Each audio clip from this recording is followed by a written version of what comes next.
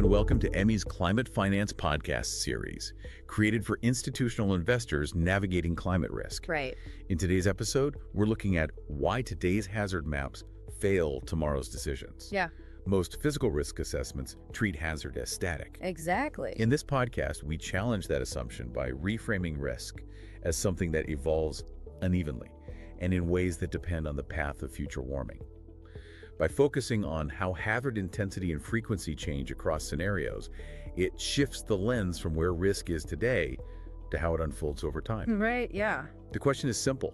What do we miss when we treat hazard as static instead of something that escalates unevenly across time and climate scenarios? And honestly, that question right there, that is the whole ballgame for investors right now. Because if you're still treating hazard as static, you're flying completely blind. Right. I mean, for you listening right now, imagine you're holding two properties in your portfolio, and today they look, completely identical on the balance sheet. Yeah, exactly. On paper, they are twins.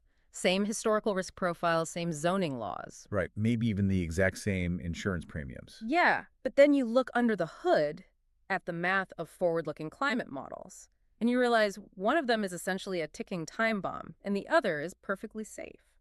And today, we are exploring how to actually spot that bomb, right? Like long before the broader market prices it in. Spotting that divergence early is, it's everything for long-term capital allocation right now. Yeah. Because if an investor is just relying on traditional physical risk assessments, they are completely blind to that divergence. They will treat those two properties as identical right up until the very moment one of them becomes totally uninsurable. Which is terrifying. So to understand why that happens, we really have to look at the fundamental flaw in how the industry operates today. Yeah, the historical hazard maps. Exactly. For decades, the gold standard for assessing physical risk things like, flooding, wildfires, hurricanes, has just been looking at historical maps. Right. You look at empirical data from the past 50 years, and you just assume the next 50 years will fall into, a similar statistical distribution. Right, which to me, it's like trying to drive a car down a winding mountain road by only looking in the rearview mirror. Yes, that is exactly it. It feels perfectly safe right up until the road bends. It completely ignores the fundamental shift in the actual environment you're operating in. It assumes a stationary climate, but, warmer global temperatures don't just, turn up a global dial uniformly everywhere. They inject massive amounts of energy into the system, and that alters local atmospheric and hydrological conditions incredibly unevenly. So the actuarial tables that insurers and underwriters have relied on for decades, They're breaking down. They're breaking down in real time because the historical baseline they are built on it doesn't exist anymore. Okay, but I have to push back here a little bit just from the perspective of an institutional investor. If the science is this robust, and it's painfully obvious that these actuarial tables are breaking down, insurance carriers pulling out of entire states is a pretty clear signal. Oh, absolutely. Then why is the finance industry, broadly speaking, still pricing risk like it's standing still? Well, because finance craves empirical certainty, and historical data provides the illusion of that certainty. An illusion, right? Right. Think about existing compliance formulas or, underwriting models and regulatory stress tests. They demand hard observed data. Yeah. But when you introduce future climate scenarios, which obviously depend on human behavior and diverging global emissions pathways, you move from empirical observation into probabilistic scenario analysis. And traditional financial infrastructure just wasn't built for that. Not at all. It wasn't built to digest probabilistic climate physics. So large swaths of the industry just cling to static historical snapshots because, frankly, they're just easier to plug into a spreadsheet. Right. But doing the easy thing is creating what current research calls the missing middle. And this is the crux of the issue for you, the listener, who is trying to protect a massive global portfolio. Yeah, the missing middle is a massive problem. We basically have two sets of tools trying to solve this problem right now, and they are both failing investors, but for completely opposite reasons. Right. So on one end of the spectrum, you have these macro-level climate indicators. Like global temperature targets. Exactly. Tracking whether we hit 1.5 or 2 degrees of warming, or tracking broad regional precipitation trends. And they are scientifically bulletproof, but entirely useless for a portfolio manager. Completely useless. Knowing the global average temperature is rising doesn't help you decide whether to divest from one specific distribution center in Miami, right? Right. It's just way too high level. But then you swing completely in the other direction to these engineering-grade, hyperlocal catastrophe models. Yeah. And these give you exact site-specific failure probabilities. They tell you exactly how much water will reach the loading dock. Right, but to get that level of detail, you need incredibly tedious local inputs. You need the exact height of a municipal seawall or the drainage capacity of one specific neighborhood street. And you just cannot scale that across a global portfolio containing 10,000 assets, No, it's too expensive, it's too slow, and it's just too dense. which leaves investors completely stranded in that missing middle. They need a tool that scales globally but remains specific enough to actually drive capital allocation. And that is exactly where EMI's climate hazard diagnostics framework comes in. It fundamentally shifts the methodology by focusing on something called delta risk. Okay, so let's really unpack the mechanics of delta risk here, because it feels like a major paradigm shift. It is. Delta risk basically ignores the absolute local conditions of a hazard and instead isolates the delta relative to a historical baseline. But wait, I have to push back on this methodology for a second. If EMI's delta risk intentionally ignores local defenses, like, say, a newly built $50 million seawall protecting a coastal asset, aren't we just creating a different kind of blind spot? I get why you'd see that. Right. Like, how can an investor responsibly ignore site-specific engineering when they're calculating risk? It sounds totally counterintuitive, right? Oh, Until you look at what we're actually trying to measure. okay. If you factor in every single local seawall, you are mixing asset-level adaptation with the actual atmospheric hazard. You create noise. Oh, I see. By holding the baseline infrastructure constant in the model, any increase in damage you see isn't because a building's defenses change. It's strictly because the atmosphere is holding more heat and water. So you're basically subtracting the local noise to isolate the pure climate-driven signal over time. Precisely. You are separating the hazard from the vulnerability. You just want to know if the actual atmospheric threat is accelerating. Wow. Think about it like managing an investment portfolio over a 30-year horizon, right? The primary risk to your purchasing power isn't your starting bank balance today. It's the trajectory of inflation. Exactly.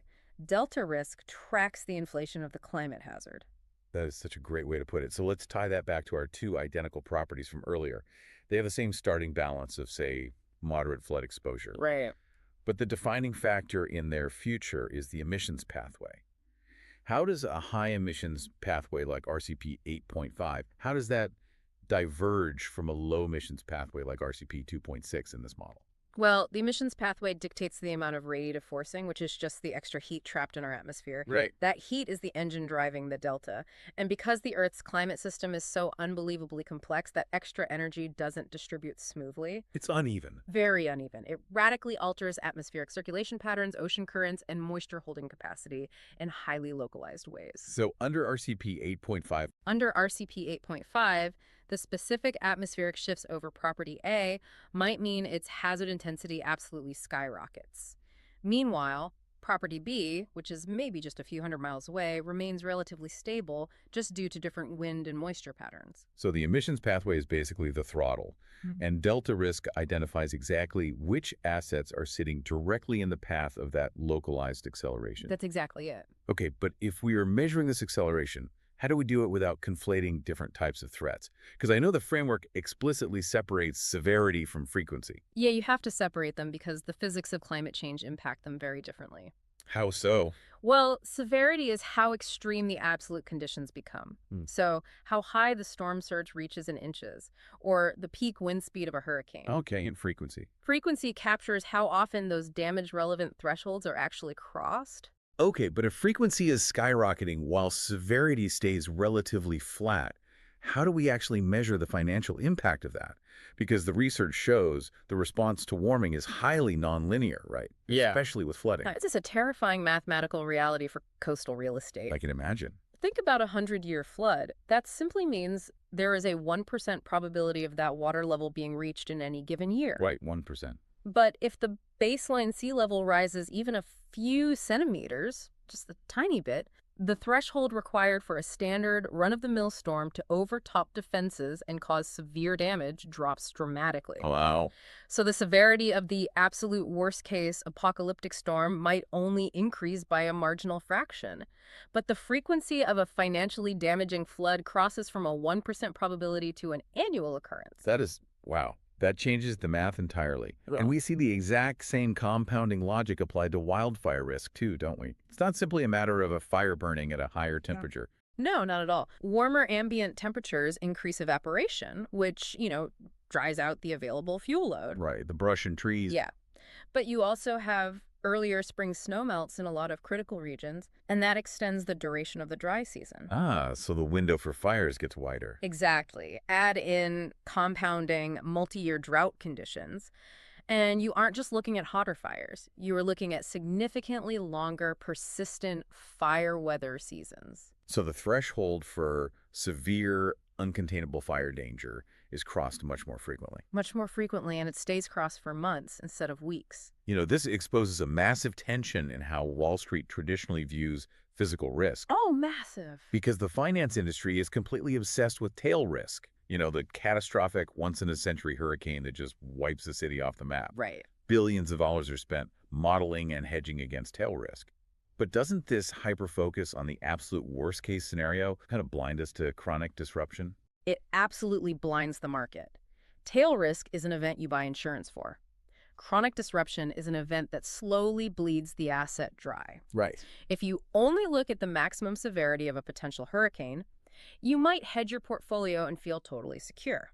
But what happens when that asset doesn't get destroyed by a Category 5 hurricane, but instead gets flooded with 2 feet of water every 6 months due to shifting frequency? The building's still standing, but the economics of operating it just collapse. Exactly. Your insurance premiums skyrocket until the asset becomes literally uninsurable. Your supply chain faces persistent quarterly interruptions. The operational maintenance costs explode. Wow. The separation of frequency and severity makes this chronic disruption visible.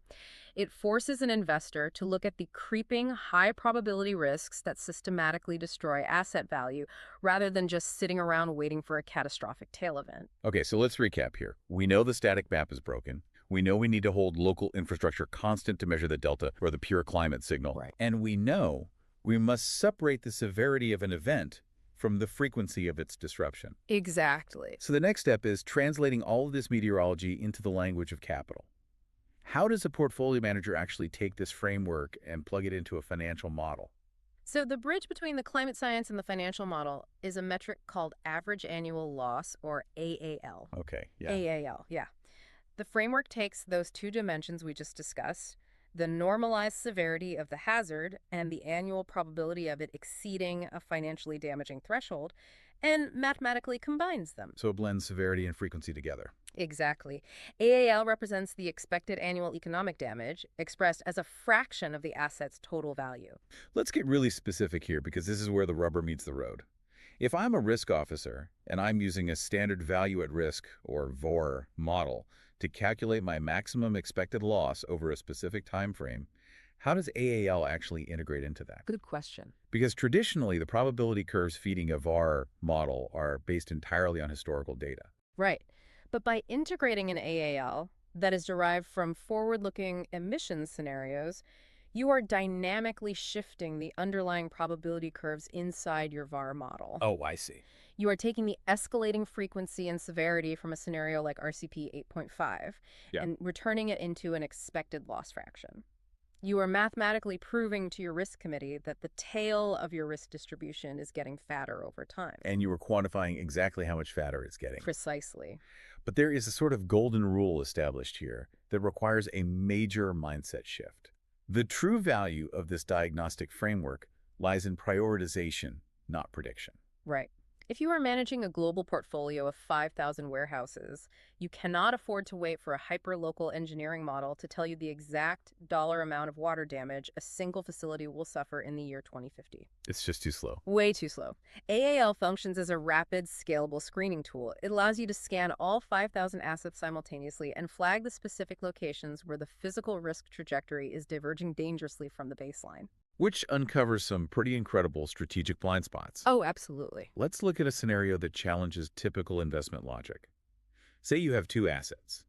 Location A has a historically high baseline risk. It's in a known active storm zone. Okay. Location B has a historically low baseline risk, situated in a historically mild climate. Traditional instinct says you bet heavy on location B, right? Of course. But what if location A's delta is completely flat across all future climate scenarios, while location B has an aggressively escalating delta under warming pathways? Then the asset with the historically high baseline risk location A might actually be the vastly superior long-term bet. Really? Even though it has more absolute risk today? Yes, because if its delta is flat, that high risk is a known quantity. It is already priced into the market valuation. Oh, that makes total sense. The local municipal infrastructure was built to handle it, the supply chains are resilient to it, and the insurance markets understand exactly how to underwrite it. But location B is the hidden liability. Exactly. Location B is dangerous because the market hasn't priced in the escalation. The local infrastructure isn't adapted for it at all. And when the hazard frequency suddenly spikes, the financial impact will be a massive shock to the system. And the delta reveals the shock before it happens. Exactly. I feel like the finance industry is currently paralyzed by an addiction to what we could call false precision. Oh, without a doubt. They demand exact, hyperlocal data, like they want to know the precise flood depth at the loading dock. And while they're busy measuring the dock, they completely miss the macro trend that the entire region's hazard frequency is escalated by 400%. It's missing the forest for the trees. Right. So shifting our mindset from predicting exact damage to prioritizing escalating hotspots, that seems to change everything about how capital should be allocated today. It completely moves the investor from a defensive, reactive posture to an offensive, strategic one. Yeah. If you demand false precision, you are essentially waiting for the financial damage to become obvious to the entire market before you act. Which is too late. It's way too late. By utilizing a diagnostic framework that prioritizes the rate of change, you are looking at the derivative of the risk. You can comfortably allocate capital away from assets that are on a mathematically unsustainable trajectory long before the broader market wakes up to the escalating physical reality. You stop trying to predict the exact path of the storm and you start managing your exposure to the warming pathway itself. Exactly. That is the fundamental shift. It is a profound shift in perspective. Ac- You are not managing the weather, you are managing the trajectory of the risk. Which leaves us with one final thought for you to mull over as you review your own portfolio allocations. Yeah. If two assets look identical on your balance sheet today, but their hazard trajectories radically diverge over the next decade under different warming scenarios, what does that mean for your fiduciary duty? Is the safest asset in your portfolio actually your biggest hidden liability? It's a question every investor needs to be asking right now. Thanks for listening to this episode of Emmy's Climate Finance Podcast. Emmy creates climate risk solutions for investors and companies. We provide emissions, transition, and physical risk data for every company and investment. With our comprehensive climate risk dataset, we provide the transparency and customization you need to make decisions, meet climate reporting requirements, and align with regulatory and stakeholder expectations. Emmy is backed by a team of climate and finance experts. To access our latest research and tools, visit emmy.io. We'll see you next time when we explore more climate risk built for investors.